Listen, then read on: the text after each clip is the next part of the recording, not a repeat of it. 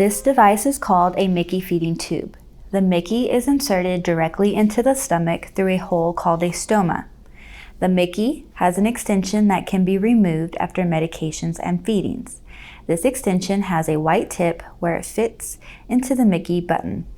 To attach the extension to the Mickey, start by matching up the black line on the extension set with the black line on the feeding port. Insert the tip of the secure lock connector into the feeding port and rotate it 1/4 turn clockwise or until you meet resistance. Now the extension is able to be used to administer medications or feedings. The Mini One is similar to the Mickey, but is made by a different manufacturer. The Mini One will have a glow-in-the-dark button and matching extension. The opposite end of the extension will be purple, while the Mickey's extension would be a pale blue color. The Mick feeding tube is a long tube without a removable extension. Micks are typically used at the Children's Center as replacement tubes if a Mickey or Mini One needs to be reordered. The round disc on the Mick should be flush with the skin of the stomach to prevent irritation to the stoma. This is a GJ tube. It has one opening in the stomach and a separate tract that opens in the part of the intestines called the jejunum. These are referred to as the G port and the J port. Some children that have this type of feeding tube also have an intolerance to receiving feedings to the stomach and must receive feedings to the intestine instead. It is very important to read directions on medications and feedings to determine which port to use. The tract that opens in the stomach, called the G port, can still be used to decompress the stomach, also called venting the stomach. The GJ and G-Jet are similar, but manufactured by different companies. The G-Jet's shape looks more like a small jetpack. The GJ uses the same extensions as the Mickey. On the G-Jet, the extension with a white tip will fit into the gastric port. This is often referred to as the G port. Once the tip of the extension is secured in the port, turn the extension a 3/4 turn clockwise. The jejunal port, the port that opens into the intestines, uses the same extension as the Mini One. It is often referred to as the J port. Both the extension for the J port and the J port itself will glow in the dark. To keep all extension types clean and prevent them from clogging, flush the extension with warm water. The amount of water used varies based on the size of the child and the tube. Typically, this would be 5 to 10 mils. Disconnect the extension when not in use to prevent the GT from being pulled out. If either the GJ or G-Jet tube comes out, it cannot be reinserted at home. Use a Mick to keep the stoma open until a new GJ can be inserted. If the GJ or G-Jet does come out, notify your provider immediately or go to the emergency department to have it replaced.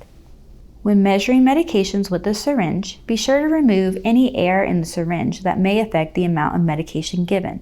Measure the amount from the first flat line of the end of the plunger. Do not measure from the pointed tip of the plunger. When given medications, connect the syringe to the extension before opening the clamp. Once the syringe is securely attached, then open the clamp. Push in the medication. Close the clamp between medications to prevent it from flowing back out.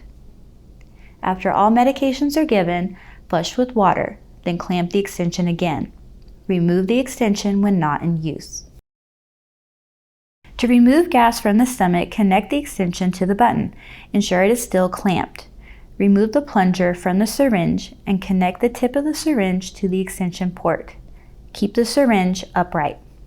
When you open the clamp, you may hear gas escape. That is the goal. It is okay if formula or stomach contents start to fill up the syringe. You may gently press on the stomach to release any remaining gas bubbles, and once you are done, lift the syringe higher and let the content return to the stomach by gravity. If some formula or stomach contents remain in the syringe, you can insert the plunger and gently push the remainder back into the stomach. Avoid pushing any air back into the stomach. Feeding tubes are anchored in place by a balloon filled with sterile water.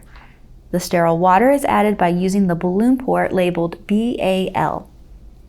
The amount of sterile water that is added to the balloon depends on the size of the GT button. Check your manufacturer's recommendations. If the balloon is filled too full, it can burst. If it is not full enough, it can get pulled out. Do not give medications through the balloon port. The water should be clear. If it is cloudy or discolored, then dispose of the old water and add new sterile water using the same technique. Never fill the balloon with air. The water color and amount should be checked weekly or according to the manufacturer's recommendations. If the GT comes out, first check the balloon. If the balloon is broken, then you will need to obtain a new GT to insert. If the balloon is unbroken, remove the remaining sterile water, if present, and prepare to reinsert the gastric tube. Lubricate the end of the GT. If you still have the guide wire from your kit, insert it at this time, although the guide wire may not be included in all kits. Gently insert the GT into the stoma. Use a new syringe with fresh sterile water to reinflate the balloon. Gently tug on the GT button to ensure that it is secure.